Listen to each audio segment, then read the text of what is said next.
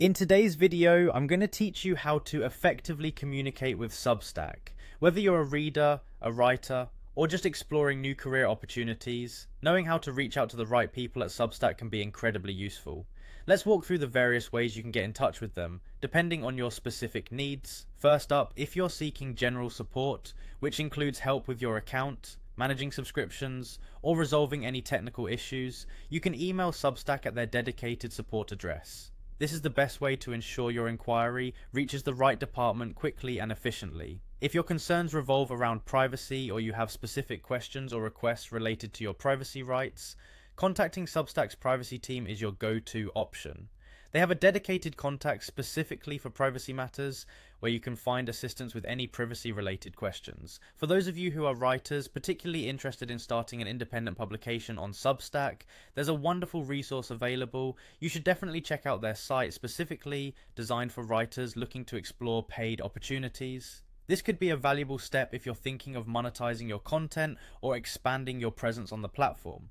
Now, if you're intrigued by the thought of joining Substack's vibrant team and want to explore potential career opportunities, their jobs page is the perfect starting point. Here, you can stay updated with the latest career openings and see if there's a role that fits your skills and goals. For more general help, such as frequently asked questions or tutorial-style walkthroughs, Substack's support site is an excellent resource. It's user-friendly and provides a wealth of information that can assist with anything from setting up your profile to managing your subscriptions. If your query pertains to legalities, particularly matters involving Substack's terms of service, it's important to direct your inquiries to their terms team. They'll be equipped to handle any questions or concerns you might have about terms and policies. For those of you who work in media or public relations and have press-related inquiries, there is a dedicated contact for press requests. This ensures that your questions are answered efficiently by the appropriate team.